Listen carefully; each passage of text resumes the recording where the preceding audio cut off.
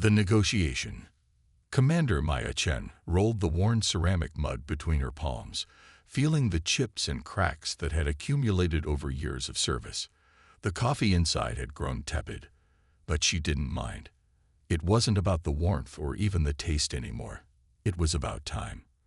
As long as liquid remained in that cup, the negotiations continued. It was an old diplomatic trick, one her mentor had taught her. Control the pace, control the outcome. Across the scared metal table, Supreme Admiral Kraz of the Verax Confederation shifted uncomfortably. The alien's scaled skin glimmered under the harsh lighting of Frontier Station, a decrepit outpost that had once marked the edge of human territory. Now, it was one of the last bastions humanity still held. Your persistence is admirable, Commander. Kraz's voice modulator produced the guttural sounds of human speech with mechanical precision, but also futile. The terms we offer are generous, considering your species' position. Maya allowed herself a small smile. Generous. You call the systematic displacement of 17 colony worlds generous. She took another deliberate sip from her mug. Perhaps you misunderstand what brings me to this table.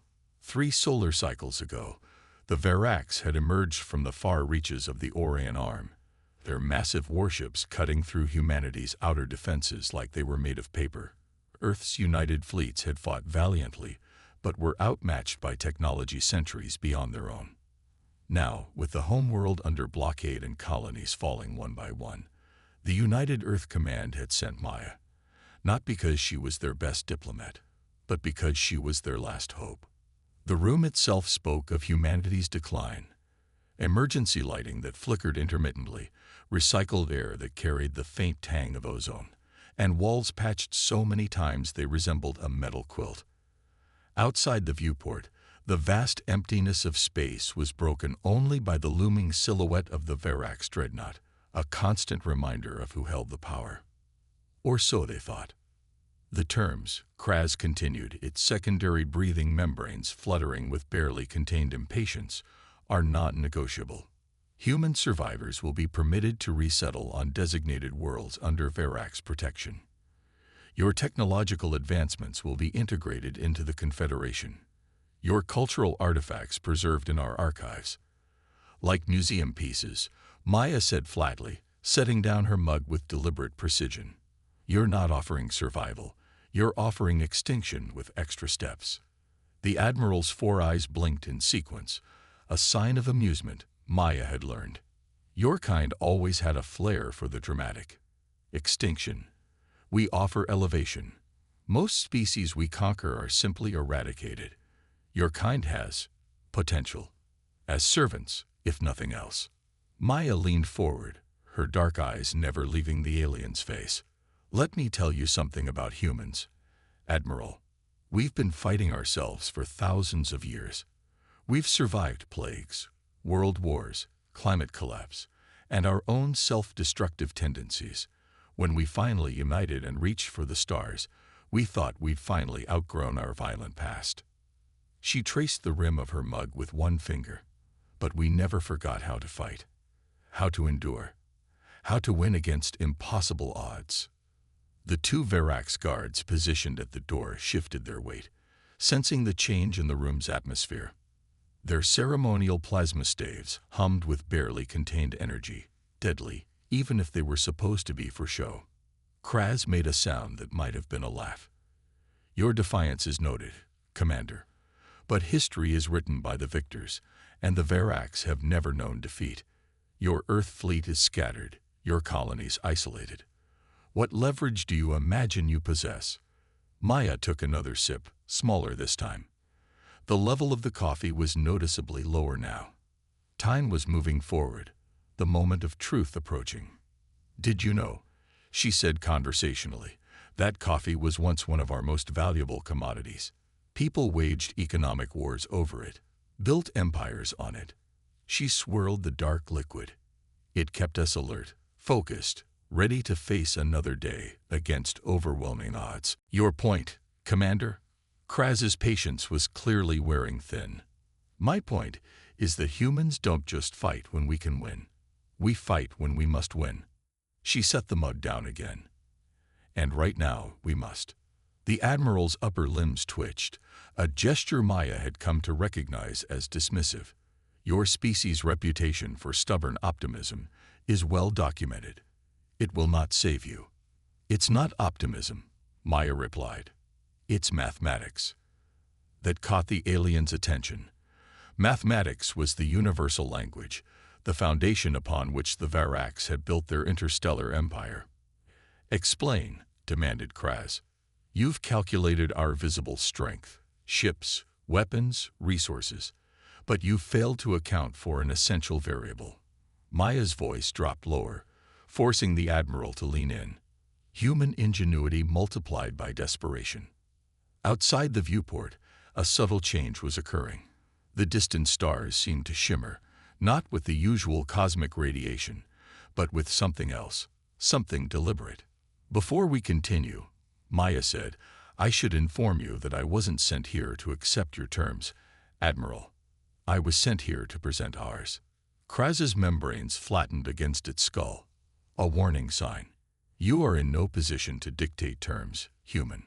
7 minutes ago, I transmitted a signal when I first touched this mug." Maya continued as if the Admiral hadn't spoken. "At that moment, Operation Lazarus was initiated. The room fell silent except for the low hum of the station's struggling life support systems. The Admiral's posture had changed, tension evident in every scaled muscle. "What deception is this?" Kraz demanded, all 4 eyes now fixed intensely on Maya. "Not deception. Strategy." Maya allowed herself another small sip. "When faced with extinction, humans don't fight fair. We fight to win." As if on cue, the lights in the room dimmed momentarily before stabilizing. Kraz's communication device emitted a series of urgent tones. The Admiral glanced at it, and for the first time, Maya saw something she hadn't expected to see in those alien eyes: uncertainty. "What have you done?" The Admiral's voice had lost its mechanical smoothness, replaced by something closer to concern. Maya set her mug down again, still half full. "I've changed the equation." The Admiral's second-in-command burst into the room without ceremony, its breathing rapid and labored.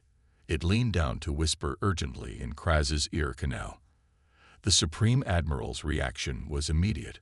All 4 eyes widened, its scales flushing a deeper shade of violet. "Impossible," Kraz hissed. "Check again." But Maya knew what they were seeing. Across the sector, dormant human stealth satellites, technology the Varax didn't know humans possessed, were activating simultaneously. Each one carried a payload not of destructive force, but of information. Precise data on Varax fleet movements, technological vulnerabilities, and command structures that humanity had been gathering since the first invasion. "You should be receiving reports about now," Maya said calmly. "Your long-range communication buoys going offline. Strange energy signatures appearing at the edge of your sensor range. Encryption failures across your fleet's secure channels." Kraz rose abruptly, towering over Maya. "You dare sabotage a diplomatic meeting. This violation will be—" "Not sabotage," Maya interrupted, remaining seated. "Leverage. And there's more." On cue, the viewport's display changed, showing not just the Varax dreadnought, but something else. Shadows moving against the backdrop of space, vessels appearing where none had been before. "We call them ghost ships," Maya explained. "Developed in secret over the past decade, completely undetectable until they choose to be seen." It was a bluff, of course, at least partially. The ships were real enough, but far fewer than the sensor echoes now multiplying across Varax. Scanning systems made it appear. The rest was an elaborate electronic deception, but one that would hold up long enough for their purpose. "Your intelligence agencies reported that humanity's shipbuilding capabilities were destroyed in the first wave of your attack," Maya continued. "They were wrong. We just moved them. Deeper, darker, beyond your reach." Kraz slowly sank back into its seat, eyes darting between Maya, the viewport, and the increasingly frantic communications coming through its device. "Until this mug is empty," Maya said, tapping the ceramic with one finger. "The deal remains on the table." "But my terms have changed." The Admiral's breathing had accelerated, its scales now rippling with what Maya recognized as the Varac's equivalent of stress. "What are your terms?" Kraz finally asked, the mechanical voice now lacking its previous confidence. Maya leaned forward, both hands gripping her mug. "Recognition of all current human territories as sovereign space. Reparations for the colonies you've destroyed. A technology exchange. Equal, not confiscation. And your immediate withdrawal from Earth's solar system." "Preposterous," Kraz snarled, slamming a clawed hand on the table. "You cannot possibly enforce such demands." Maya lifted the mug to her lips again, taking her time. When she spoke next, her voice was quiet but carried throughout the room. "Then let me tell you what happens when this cup is empty and no deal has been reached." She pointed toward the viewport where more ghost ships were appearing, their outlines becoming clearer as they dropped their stealth protocols. "Those ships aren't carrying planet-destroying weapons or massive invasion forces. They're carrying something far more dangerous." Maya's eyes narrowed. "Truth." Kraz's confusion was evident. "Explain yourself, human."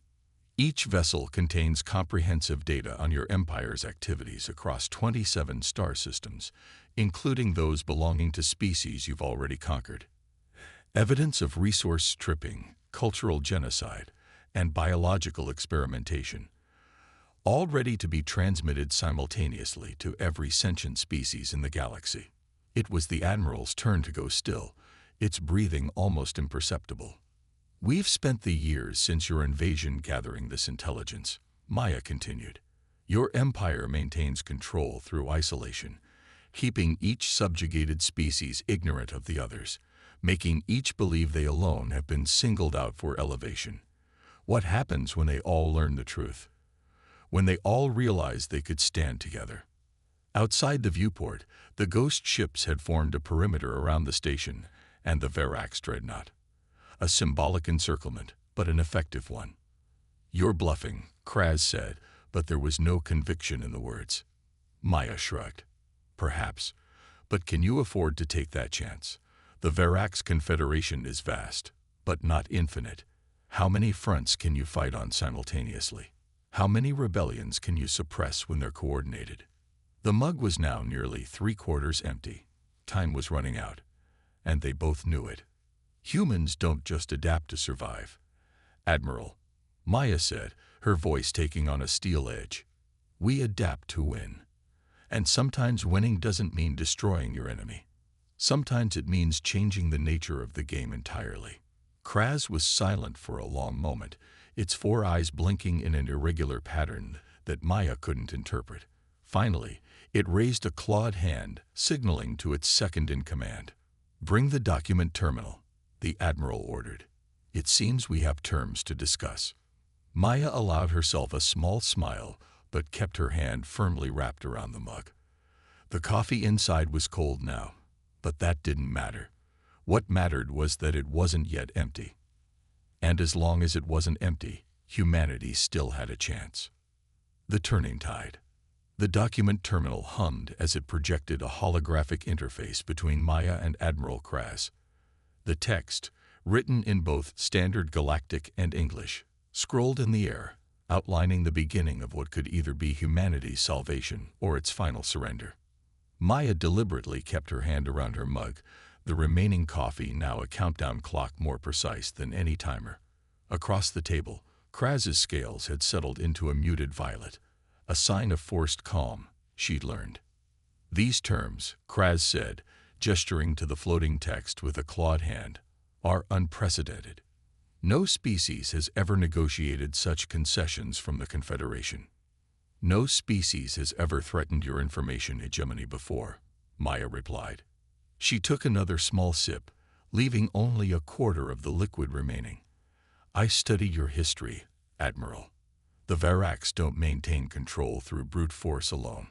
That would be impossible across such vast distances. You control through isolation and information manipulation." The Admiral's secondary eyes narrowed. You speak as if your kind is innocent of such tactics. Maya nodded. We've made similar mistakes. The difference is, we learned from them. Outside the viewport, the standoff continued. The ghost ships maintained their position, neither advancing nor retreating, their presence a silent threat that needed no explanation. On the Verax dreadnought, lights flashed in patterns that suggested frantic activity. Our analysts report that many of your ghost ships are nothing more than sensor echoes, Kraz said suddenly, a note of triumph in its synthesized voice. A clever deception, but ultimately, a demonstration. Maya interrupted. If we wanted to show our full strength, we would have done so. This is merely proof of concept. She gestured toward the viewport.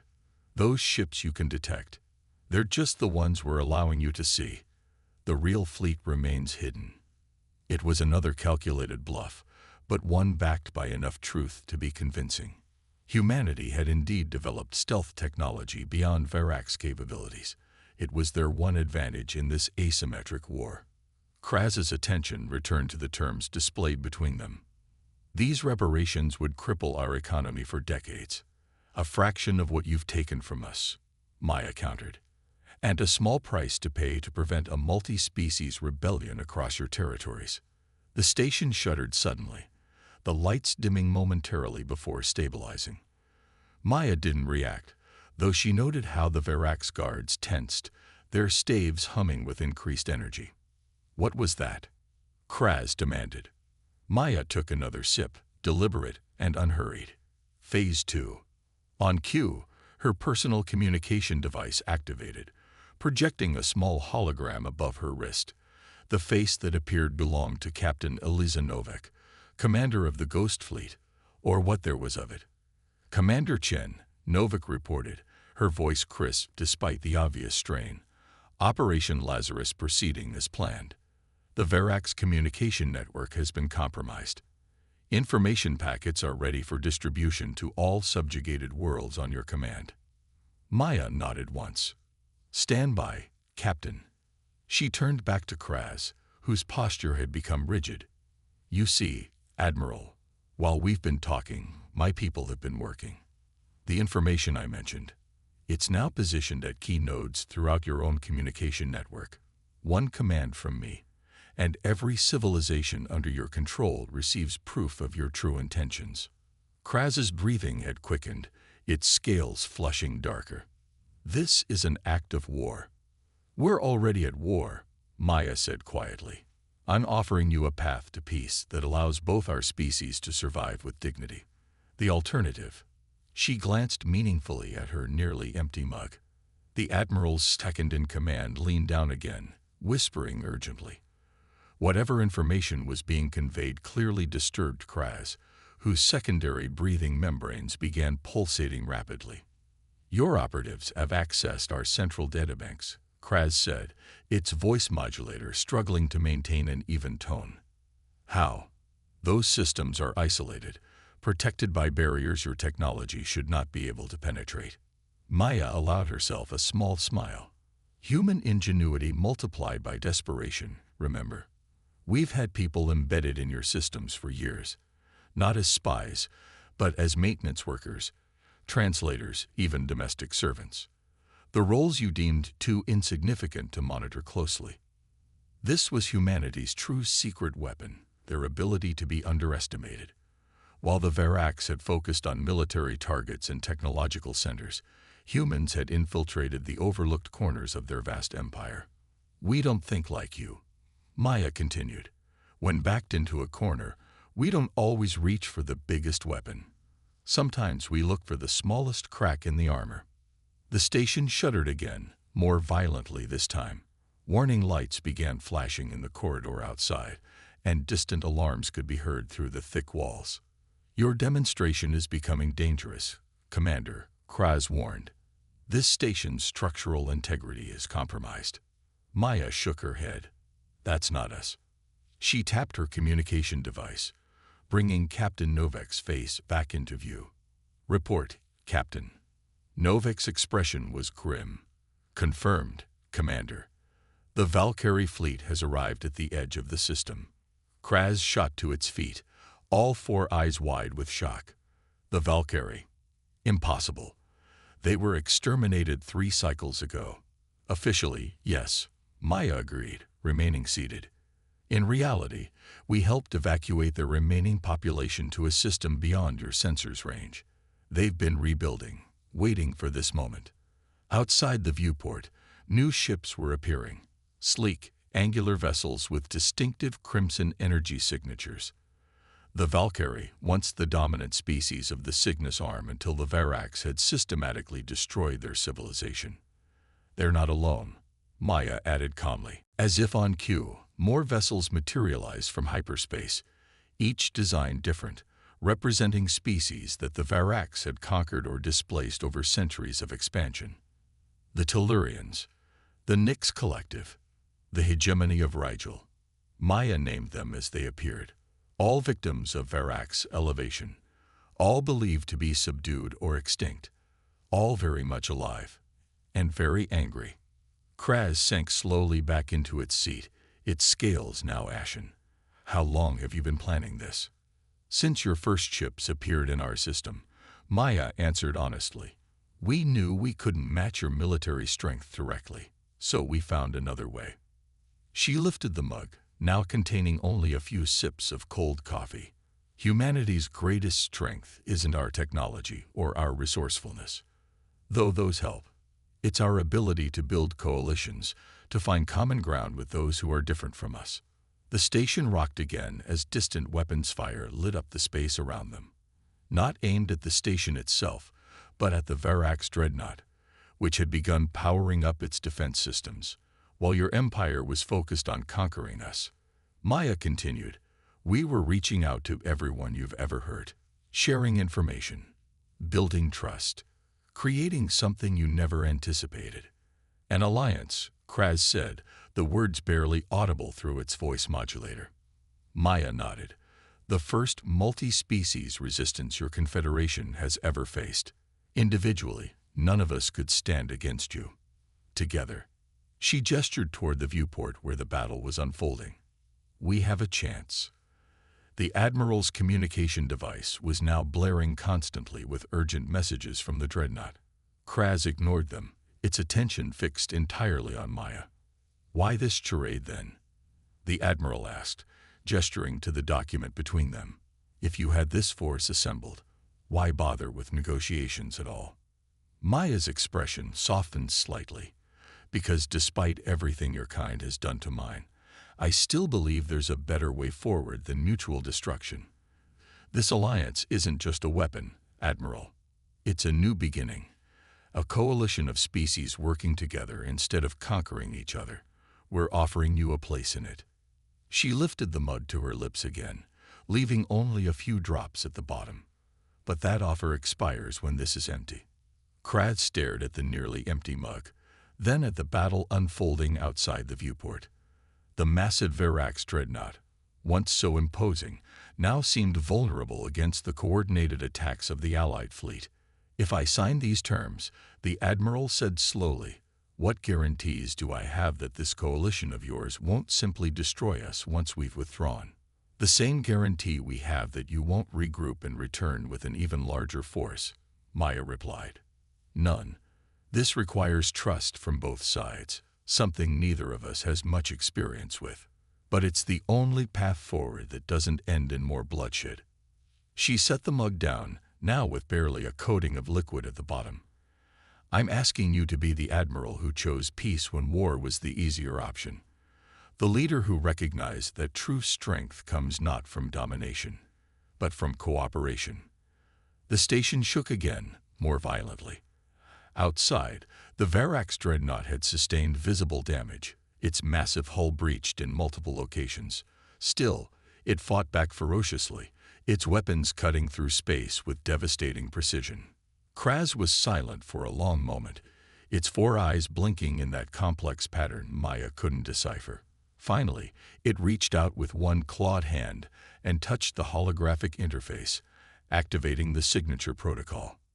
Not because I fear your alliance, the Admiral said, voice low, but because you've shown me something I didn't believe existed.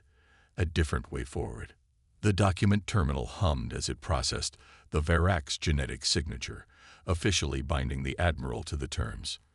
Maya reached forward and added her own signature, the human and alien glyphs appearing side by side in the glowing text. Transmit ceasefire orders to all Allied vessels, Maya instructed her communication device. The Varak's Confederation has agreed to terms. Captain Novik's face registered surprise, followed quickly by relief. Understood, Commander. Ceasefire being implemented now. Outside, the weapons fire gradually subsided, though the Allied ships maintained their positions, unwilling to stand down completely until confirmation came from the Varak's fleet. Kraz issued similar orders to its forces, its voice carrying the unmistakable weight of command despite the unprecedented nature of the situation.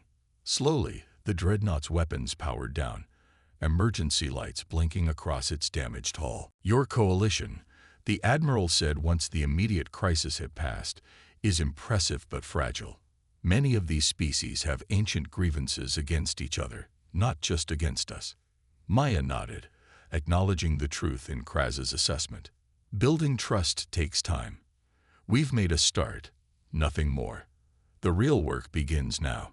She lifted the mug one final time, draining the last drops of cold coffee. The symbolism wasn't lost on either of them. The negotiations were officially concluded. Until the mug is empty, the deal remains on the table, Maya said, setting down the now empty vessel with finality. But that doesn't mean our conversation has to end. Kraz studied her with all four eyes, its scales gradually returning to their normal hue. You are not what I expected, Commander Chen. Nor you, Admiral Kraz, Maya replied honestly. Perhaps that's a good place to start. Outside the viewport, the assembled fleets had begun to reorganize themselves, no longer in attack formation, but in a loose defensive perimeter around the station. A fragile peace, but peace nonetheless. The Varaks have existed for millennia by conquering rather than cooperating, Kraz said after a moment. This transition will not be easy. Nothing worthwhile ever is, Maya answered. She gestured to her empty mug. Like this coffee, bitter and difficult to swallow at times, but it keeps us moving forward when we need it most. For the first time, Kraz made a sound that Maya's translator identified as laughter, harsh and mechanical through the voice modulator, but genuine. Your species has a strange obsession with symbolic beverages, Commander. Maya smiled. Just one of many human quirks you'll have to get used to, Admiral. As they began discussing the practical implementation of the peace terms, Maya couldn't help but glance once more at her empty mug. It had served its purpose, measuring out the time during which humanity's fate hung in the balance. Now it sat empty, no longer a countdown clock, but a reminder of what had been achieved. The future remained uncertain. The alliance was indeed fragile, held together more by shared fears than shared values. The Varak's Confederation would not transform overnight, nor would the species they had subjugated quickly forget centuries of oppression. But for the first time since the Varak ships had darkened Earth's skies, there was hope, not just for survival, but for something better. Maya reached out and gently pushed the mug to the center of the table between them. I think, she said quietly, we're going to need more coffee.